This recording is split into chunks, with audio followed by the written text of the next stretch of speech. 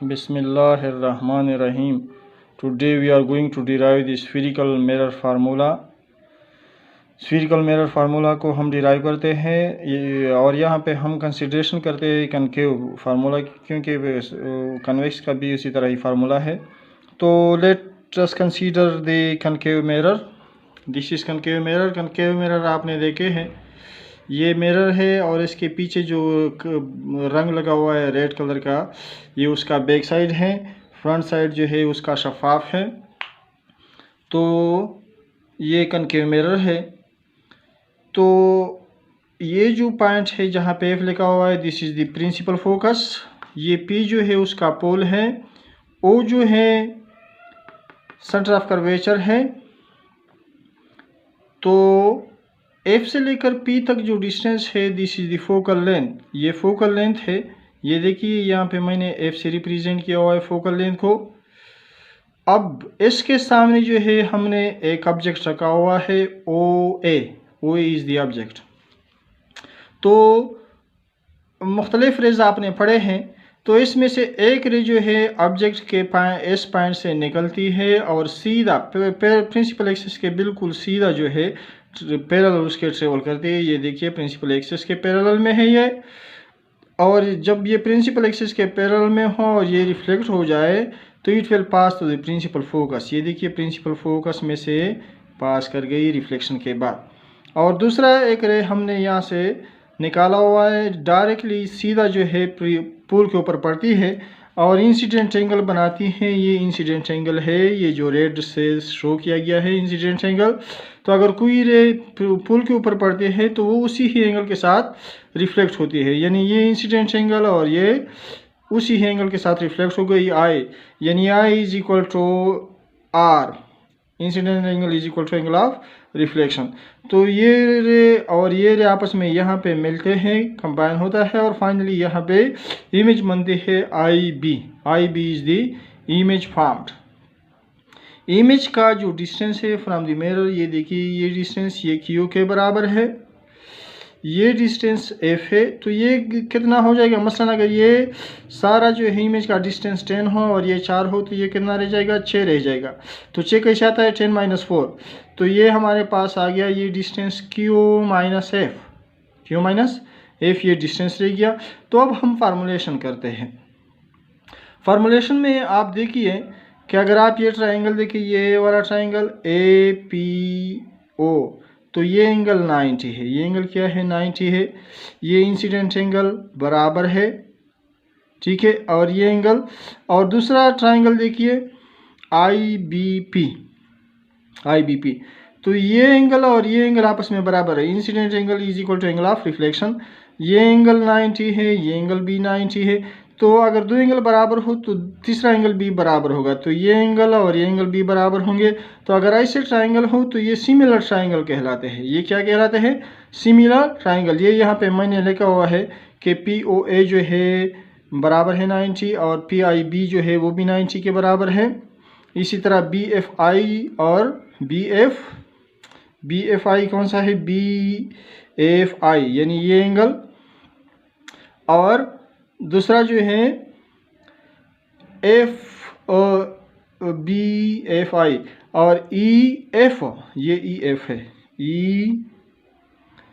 EFP, ये भी क्या है आपस में इक्वल है।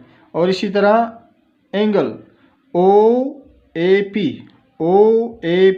यानी ये वाली angle, this is equal to IBF यानी ये वाली एंगल और ये वाली एंगल आपस में बराबर है।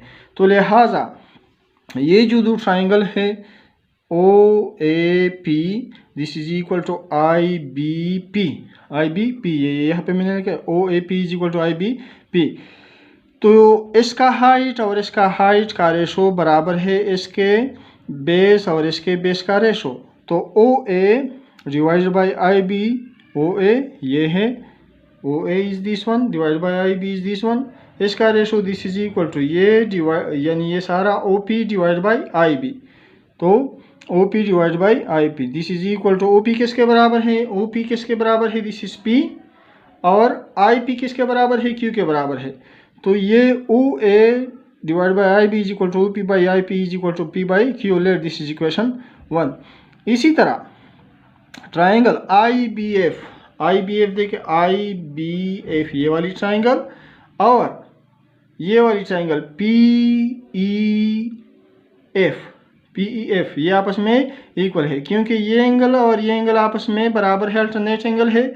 ये वाला एंगल तकरीबन यहाँ पे P के ऊपर जो है 90 बनता है और I के ऊपर भी 90 है, तो ये एंगल और ये एंगल जो है आपस में बराबर होंगे, तो इस वजह से ट्राइंगल क्या है, सिमिलर है। तो सिमिलर ट्राइंगल के फिर इसी तरह रेशो यानी IB और इसका रेशो हम लेते हैं EP by IB, this is equal to, देखिए EP by IP this is equal to ये वाला सारा लेंथ EP, ये जो लेंथ है EP बाई IF, ये सर ये देखिए FP बाई IF, तो FP बाई IF बराबर है EP बाई IP, तो FP उसी तरह लेगा IF किसके बराबर है। अब अगर आप फिगर को देखें IF बराबर है ये सारा डिस्टेंस माइनस ये वाला डिस्टेंस, ये वाला, तो ये किसके बराबर है, ये Q के बराबर है, और ये डिस्टेंस किसके बराबर है, F के बराबर है।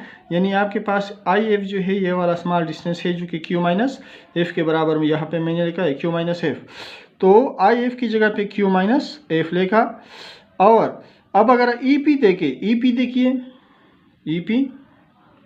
EP और OA आपस में बराबर है, तो EP की जगह पे क्या लिखता हो, OA लिखता हो। इस इक्वेशन में EP की जगह पे क्या लिखा, OA, तो ये OA लिखा डिवाइड बाई IB, तो आपके पास OA by IB is equal to F by Q minus F, तो यहाँ पे भी OA by IB is equal to P by Q के बराबर है। इन इक्वेशन 1 और 2 को मैं क्या करता हूँ, कंपेयर करता हूँ, तो P बाई Q, देखिए P by Q is equal to F by Q minus F।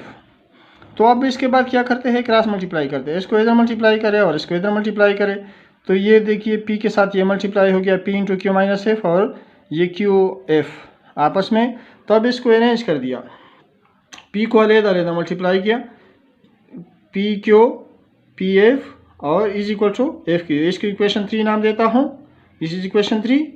अब इक्वेशन 3 को PQF दोनों साइडों से PQF से डिवाइड करें, यानी PQF, तो अगर आप इस QP को PQF से डिवाइड करें तो इसमें Q है इसमें P है, तो नीचे आपके पास PQF से दोनों PQ कट जाएंगे, F रह जाएगा, तो ये आपके पास रह जाएगा 1 और F।